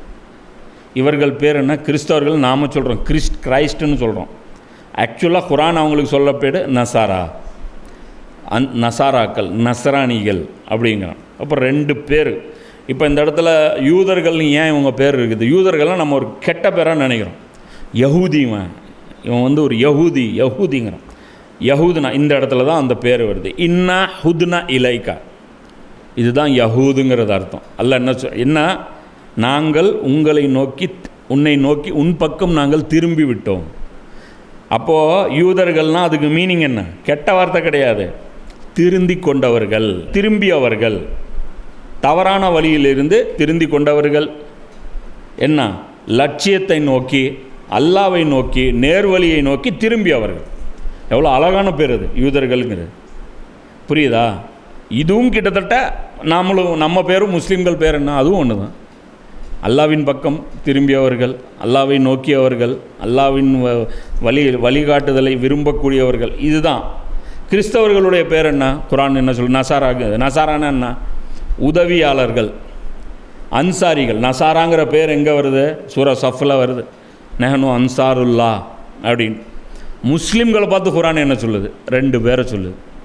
ஒன்று அன்சாருல்லா, இந்த உம்மத்துக்கு வச்ச பேர் அன்சாருல்லா, அல்லாவுடைய உதவியாளர்கள். இன்னொன்று ஹிஸ்புல்லா, அல்லாவுடைய படை, அல்லாவுடைய கட்சி. இப்போ 3 பேருக்கு என்னடா டிஃப்ரெண்ட்டு? எல்லாம் ஒன்று தான். நாங்களும் அன்சாருல்லா, நீங்களும் அன்சாருல்லா. நீங்கள் ஹூதுனா யஹூத், அல்லாவை நோக்கி திரும்பி, நாங்களும் திரும்புகிறோம். புரியுதா? அப்போ அந்த பேரும் வந்து நம்ம புரிஞ்சுக்கணும். இதுக்கப்புறம் அல்லாஹ் வந்து சொல்கிறான். இப்போ அந்த reply, on the spot reply இருக்குல்ல, அந்த துவாவுக்கு என்ன சொன்னாங்கல்ல? இவ்வுலகிலும் மறு உலகிலும் எங்களுக்கு இவ்வுலகிலும் மறு உலகிலும் நன்மையை எழுதி வைப்பாயாக. விதிச்சிரு அல்லா, விதிச்சிரு, எழுதிரு. நாங்கள் சொர்க்கத்துக்குன்னு எங்களை எழுதிரு அல்லா. அப்போ அதை அல்லாஹ் சொல்கிறான், இறைவன் நான் நாடுகின்றவர்களுக்கு தண்டனை அளிப்பேன், ஆயினும் என்னுடைய அருள் அனைத்தையும் சூழ்ந்திருக்கிறது.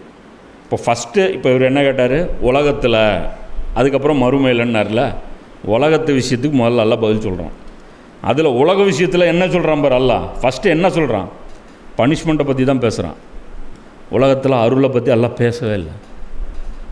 பனிஷ்மெண்ட்டு உலகத்தில் பாரபட்சம்னு ஒன்று இருந்தால் தண்டனை விஷயத்தில் மட்டும்தான் பாரபட்சம் இருக்குது. அருள் புரிகிற விஷயத்தில் பாரபட்சம் இல்லை. நல்லா புரிஞ்சுக்கணும். உலகத்தில் அல்லாஹ் யாருக்கும் செல்வம் கொடுப்பதோ வாரி வழங்குவதோ அது அருள் கிடையாது. ஆனால் சிலருக்கு தண்டனை கிடைக்குதில்ல, அது பனிஷ்மெண்ட். அல்லாஹ் அதான் சொல்கிறான். ஃபஸ்ட்டு பாருங்கள், அல்லாவுடைய சுன்னத்துக்கு மாற்றமானது. அல்லாஹ் எப்பயுமே நன்மை தான் முதல்ல பேசணும். இப்போ இங்கே என்ன சொல்கிறான்? நான் நாடுகின்றவர்களுக்கு முதல்ல தண்டனை அளிப்பேங்கிறான். துனியாவுடைய சுன்னத் என்ன? துனியாவில் அல்லாவுடைய சுன்னத் என்ன அப்படின்னா தண்டனை இருக்குது. யாராவது பனிஷ்டு பீப்புள் உலகத்தில் இருக்காங்களா? ஆமாம் இருக்காங்க. யார் அது? இப்போ நம்ம என்ன நினைக்கிறோம்? இந்த உடல் குறைபாடு இருக்கிறவங்க, கை கால் இல்லாமல் பிறக்கிறவங்க, கண் பார்வை தெரியாதவர்கள், அல்லது கால் வந்து சூம்பி போகணும், இப்படி ஏதோ ஒரு குறைபாடு இருக்குது. இப்போ இவங்கெல்லாம் பாவிகள் இப்படின்னு நினைக்கிறோம். சில ஃபிலாசபிஸ்லாம் அப்படி இருக்குது. இவங்கெல்லாம் வந்து பாவத்தின் காரணமாக இப்படி பிறக்கப்பட்டிருக்காங்க. அப்போ அல்லாவுடைய கணக்கு அது கிடையாது. அல்லாஹ் என்ன சொல்கிறான்? இந்த உலகத்தில் நான் யாருக்காவது தண்டனை கொடுக்குறேன்னா தண்டனை கொடுக்குறேன். ஆமாம் கொடுக்குறேன். இது எந்த அடிப்படையில் கொடுக்குறேன்? அல்லாவுடைய நீதியின் அடிப்படையில் தண்டிக்கணும். புரியுதா? நீதியின். ஹாரூன் தண்டிக்கப்பட்டான். பெரும் செல்வந்தன் தண்டிக்கப்பட்டான். உள்ளே போனான், பூமிக்குள்ளே பிளந்து உள்ளாச்சு. ஃபிரௌன் தண்டிக்கப்பட்டான். எந்த அடிப்படையில் தண்டிக்கப்பட்டான்? எந்த அடிப்படையில்? நீதியின் அடிப்படையில். அவன் என்ன பண்ணான்? அநியாயம் பண்ணான், அவனை நான் தண்டிச்சு. ஸோ குற்றவாளிகள், பூமியில் அழிச்சாட்டியம் செய்பவர்கள், புரியுதா, அதிகாரம் பண்ணுபவர்கள், ட்ரம்ப்பு, நேத்தனியா, இது மாதிரியான ஆட்கள் தண்டிக்கப்படுவாங்க. இன்னும் எக்ஸாம்பிள் காட்டலாம், ஆனால் காட்ட முடியாது. சரியா? தண்டிக்கப்படுவாங்க. அடுத்தது யார் தண்டிக்கப்படுவாங்க? பொறுப்பு சுமத்தப்பட்டவர்கள் அநீதி இழைக்கும் போது தண்டிக்கப்படுவார். இப்போ யூதர்கள் தண்டிக்கப்பட்டாங்களே, அவங்களுக்கு உம்மத்தை பொசிஷன் நல்லா கொடுத்தான். அவங்க என்ன பண்ணாங்க? காளைக்கன்ற சிலையை அவனுங்க பனிஷ்மெண்ட்டு கிடச்சதா இல்லையா? இது உலக பனிஷ்மெண்ட்டு தானே, பாரபட்சம் தானே இது. இந்த உலகத்தில் அல்லாஹ்வுடைய நியதியில் பனிஷ்மெண்ட்டுகள் உண்டு. அபூர்வத்தில் அபூர்வமாக நபிமார்கள் கூட தண்டிக்கப்படுவாங்க. நபிமார்கள் கூட டிசிப்ளின் உடைச்சதுனால. இது எதனால் ஏற்பட்டதுங்கிறேன், உங்களால் தான் ஏற்பட்டது. உஹதில் ரசூல்லாவுக்கு அடிவல். ஏன்? உங்கள் டீம் மிஸ்டேக் பண்ணிச்சு. இப்போ நீதியின் அடிப்படையில் இந்த பனிஷ்மெண்ட் ரூல். யூனுஸ் அலைஹிஸ்ஸலாம் இருக்கிற இடத்த விட்டு நவரக்கூடாது. எந்த இடத்துல டியூட்டி அப்பாயின்மெண்ட் பண்ணப்பட்டிருக்கோ அந்த இடத்த விட்டு நவரக்கூடாது. இவரும் கூட தண்டிக்கப்பட்டார்.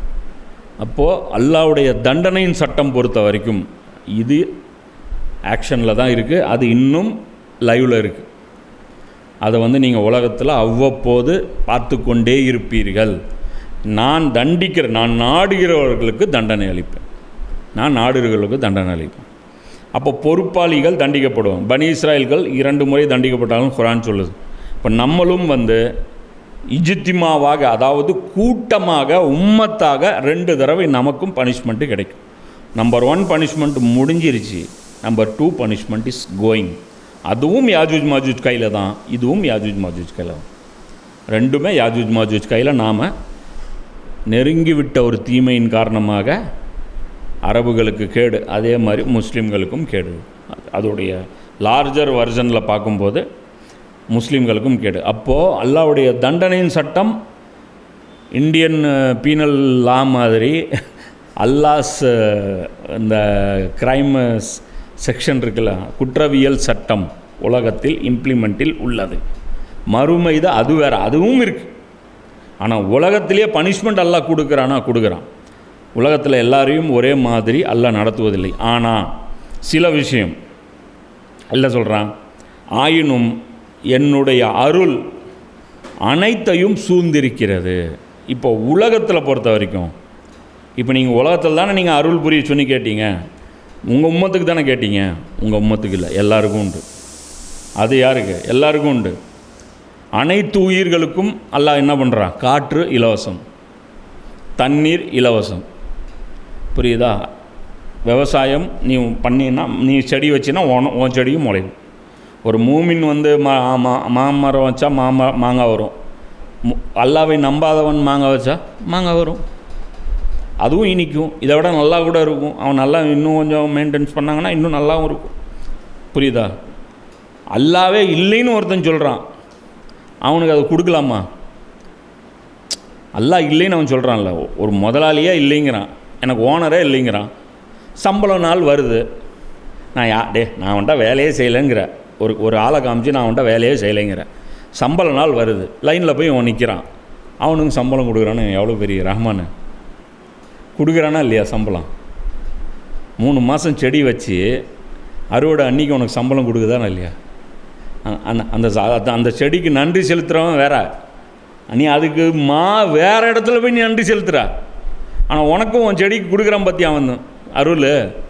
அப்போ அல்லாஹ் என்ன சொல்கிறான்? என்னுடைய ரஹமத்து உன் உம்மத்துக்கு மட்டும் இல்லை, எல்லாருக்கும் இருக்குது. ஃபிரௌனுக்கு இருக்குது, அது ரஹமத் தானே. ஒரு வகையில் அது உலக வாழ்க்கை வசதிகளும் ரஹமத் தான். ஆனால் அதனால் அல்லாஹ்வுக்கு நீ பிடிச்சவன் ஆயிட முடியாது. புரியுதா? பனி இஸ்ராயல்கள் அல்லாஹ்வுக்கு வெறுத்தவங்க கிடையாது. காரூன் அல்லாஹ்வுக்கு பிடிச்சமானவங்க கிடையாது. செல்வம் இருக்குது, செல்வம் இல்லை, அழகு இருக்குது, அழகு இல்லை, இது எதுவுமே என்ன இந்த இடத்துல இது அல்லாஹ்வுடைய முஹப்பத்தின் அடையாளம் கிடையாது. புரியுதா? இது எதுவுமே அல்லாஹ்வுடைய அன்பின் வெளிப்பாடு கிடையாது, அல்லாஹ்வின் நேசத்தின் வெளிப்பாடு கிடையாது. இன்றைக்கி அரபுகள் என்ன நினைக்கிறாங்க, நாங்கள் வந்து இந்த வளங்கள் வந்து எங்களுக்கு தரப்பட்டிருக்கு, அல்லாஹ் எங்கள் மேலே அன்பினால் எங்களுக்கு கிடச்சிருக்கு, இதெல்லாம் நம்புகிறான். அதனால தான் அவன் செய்ய செய்ய எல்லாமே நம்பிட்டு போகிறான். அதே தான் அவனும் நம்புகிறான். புரியுதா? அப்போது அல்லாஹ்வுடைய சுன்னத் என்ன, பனிஷ்மெண்ட்டில் ஏற்றத்தாழ்வு இருக்குது. சிலரை நான் வேணும்னா அடிக்கிறேன், இங்கேயே அடிக்கிறேன், ஆனால் என்னுடைய நியாமத்தில் இந்த உலகத்தில் யாருக்கும் ஏற்றத்தாழ்வு கிடையாது. இப்போ உதாரணத்துக்கு சொல்கிறேன், மிகப்பெரிய ஆட்சி ஃபிரௌனுக்கு கொடுத்தான். இது அருட்கொடையா சாபமா? எதுவுமே கிடையாது. இது அருட்கொடையும் கிடையாது, சாபமும் கிடையாது, சோதனை. சுலைமான் அலைஹிஸ்ஸலாமுக்கு இதை விட பெரிய ஆட்சி கொடுத்தான். இது அருட்கொடையா? அதுவும் சோதனை தான். இது அருட்கொடைமா? நம்மால் நாம் என்ன சொல்லுவோம், இது அருட்கொடைமா? இது அருட்கொடை இல்லை, சோதனை. பணம் கொடுத்தா நம்ம என்ன சொல்லுவோம், அப்படி தான். இப்போ தான் ஹாதா மின் ஃபஸ்லி ரப்பி காரில் இருக்கும், எங்கேயாவது சைக்கிளில் இருக்கா? டூ வீலரில் யாராவது ஹாதா மின் ஃபஸ்லி ரப்பி டிஎஸ்யூட்டியில் வாடகை வீட்டில் குடிசை வீட்டில் எங்கேயாவது இந்த ஸ்டிக்கர் பார்த்துருக்கியா, ஹாதா மின் ஃபஸ்லி ரப்பி? ஆடு மேய்க்கிறவன் எங்கேயாவது அந்த ஆட்டு கட்டியில் ஹாதா மின் ஃபஸ்லி, செருப்பு தைக்கிறவர் கட்டிங் கடையில் இந்த ஸ்டிக்கர் எங்கேயாவது பார்த்துருக்கா? ஜுவல்லரியில் இருக்கு, எல்கேஸ் பெரிய ஜுவல்லரியில் இருக்கு, ஹாதா மின் ஃபஸ்லி ரப்பி. மாஷா அல்லா. எங்கேயாவது ஒர்க் ஷாப்பில் இருக்குமா? மாஷா அல்லா இருக்காது. மாஷா அல்லா இருக்காது. எங்கே இருக்கு? பெரிய கடையில் இருக்கு, பெரிய காம்ப்ளெக்ஸில் இருக்கு. காம்ப்ளெக்ஸில் தான் மாஷா அல்லா, தபாரக்கல்லா, மாஷா அல்லா, அல்ஹம்துலில்லா எல்லாம் அங்கே தான் இருக்கும். அது என்ன, அது எல்லாம் கொடுக்குறானா? சரி ஓகே, நீ என்னமோ இப்படியே பண்ணு போ, அது கூட நல்லது தான். ஸ்டிக்கர் ஒட்டானான்லாம் சொல்ல வேணாம், சரியா? ஆனால் நீ நம்புற பாரு, அது அருட்கொடைன்ட்டு. அருட்கொடை கிடையாது. சுலைமான் நபி கொடுத்தது தான் அருட்கொடை கிடையாது. சுலைமான் நபி என்ன சொன்னார்? நீ சோதிக்கிற, என்ன சொல்கிறாரு, சோதிக்கிற, யாரெல்லாம் இந்த சோதனை இது யாருக்கு கொடுத்துற, ரொம்ப வெயிட்டாக இருக்குது. உமர்லேயும் என்ன நினச்சாங்க, உமர்லேயும் செல்வம் வந்து குவிஞ்சது, என்ன சொன்னாங்க, அழுதாங்க. அருட்கொடையெல்லாம் கிடையாது, சோதனை. இது வந்து பயங்கர கஷ்டம். இப்போ இந்த இடத்துல இது வந்து அல்லாஹ் என்ன சொல்கிறான், இது கிடையாது, இது என்னுடைய சுன்னத்தில் இப்படி கிடையாது. அடுத்தது அல்லாஹ் சொல்கிறான், எனவே எவர்கள் இறைவனுக்கு அஞ்சுகிறார்களோ, மேலும் ஜக்காத்தையும் அளிக்கின்றார்களோ, மேலும் என்னுடைய வசனங்களையும் நம்புகிறார்களோ, அவர்களுக்கு நான் அந்த அருளை உரித்தாக்குவேன் என்று பதில் உரைத்தான். இப்போ இது என்னது? இப்போ மூசா அலைஹிஸ்ஸலாமுடைய துவாவுக்கு ஃபுல் இது ரப்பனா ஆத்தினா ஃபித் துன்யா அப்படின்னார்ல, அதோட நிறுத்தி இப்போ துனியாவுக்கு மட்டும் கம்ப்ளீஷன் ஆயிடுச்சு. துனியாவுடைய ரூல் மட்டும் என்ன? ஃபித் துனியா என்ன தெரியுமா? ஃபித் துனியாவில் சில பேருக்கு சுழுக்குழுவும், இதனுடைய பனிஷ்மெண்ட்டு. சில பேருக்கு நான் அருள் வந்து கொடுப்பேன், அதாவது அருளை பொறுத்த வரைக்கும் எல்லாருக்கும் காமன், புரியுதா? அருளை பொறுத்த வரைக்கும் எல்லாருக்கும் காமன்.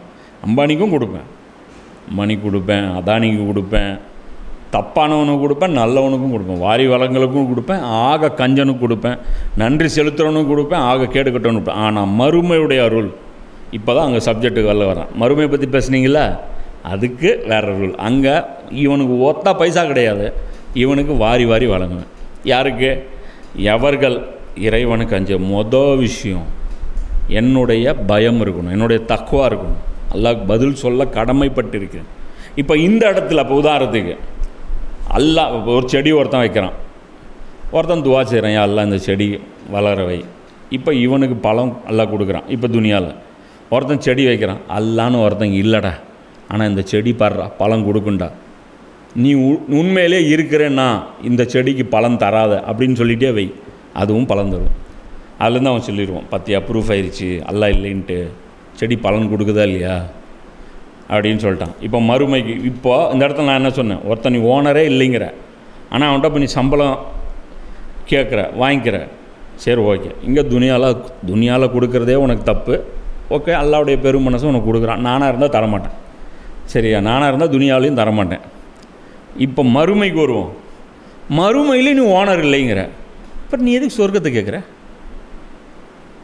நீ எதுக்கு சொர்க்கத்தை கேட்குற? நியாயமே இல்லைல்ல. இவங்க கேட்குறது என்ன? இப்போ குரானில் அப்ஜெக்ஷன் எழுப்புறவங்கன்னா, என்ன இறைவன் எங்களை எதுக்கு மறுமையில் வந்து சொர்க்கம் தரமாட்டான், இது என்ன அநியாயமாக இருக்குது, நாங்களும் மனுஷங்கள் தானே, நீ தான் ஓனரே இல்லைங்கிற இல்லை, மறுமைன்னு ஒன்றும் இல்லைங்கிற இல்லை, அப்புறம் எதுக்கு நீ மறுமையில் வந்து நிற்கிற? இது ஸ்கூலுன்னு நான் நம்பலை, இது ஒரு கொஸ்டின் பேப்பர்னு நான் நம்பலைங்கிற. அப்போ ரிசல்ட்டில் உன் பேர் எப்படி வரும்? கொஸ்டின் பேப்பர் வாங்கி அப்பயே கிழிச்சு போட்டு ரோல் நம்பர் தேடினீன்னா எங்கே இருக்கும் ரோல் நம்பரு?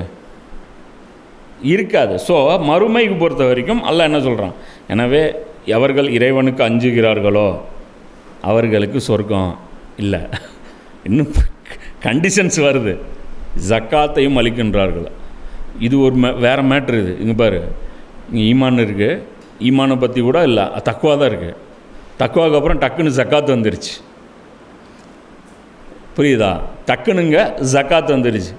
அல்லாவை மறுமை நம்பி அதெல்லாம் வரல. ஜக்காத்தை பற்றி அல்லாஹ் டக்குன்னு பேசுகிறான். மேலும் என்னுடைய வசனங்களை நம்புகிறார்களோ, அடுத்தது என்ன சொல்கிறான்? ஆயத்தை நம்புறதை பற்றி பேசுகிறான். அவர்களுக்கு அந்த அருளை உரித்தாக்குவேன். இப்போ யாருக்கிட்ட பேசிகிட்டு இருக்கிறான்? பனி உம்மத்கள்கிட்ட பேசிகிட்டு இருக்கிறான். இது வந்து ஒட்டுமொத்த மனித குலத்துக்கு கிடையாது. புரியுதா? உம்மத்துக்களுக்கு அருள் புரிவது விஷயத்தில் அல்லாஹ் பேசுகிறான். அதனால் அந்த தொழுகை இதெல்லாம் டீஃபால்ட்டாக வந்துடும் இதெல்லாமே. ஆனால் அல்லாஹ் இங்கே ஹைலைட் பண்ணி காட்டுறது எது? ஜக்காத்தை. இது எதுக்கு ஜக்காத்தை ஹைலைட் பண்ணுறான்? இப்போது இந்த இடத்துல இது இப்படியே இருக்கட்டும், சரியா? இதோடைய கண்டினியூஷனை அடுத்த கிளாஸில் இன்ஷால்லாஹ் நான் அது கிளியர் பண்ணிவிட்டு இன்னொரு ஆயத்தும் அதை பார்த்துட்டு ஒரு சப்ஜெக்ட் இதை முடிச்சிருவோம். வாஹிர் தாவானா அல்ஹம்துலில்லாஹ் ரப்பில் ஆலமீன்.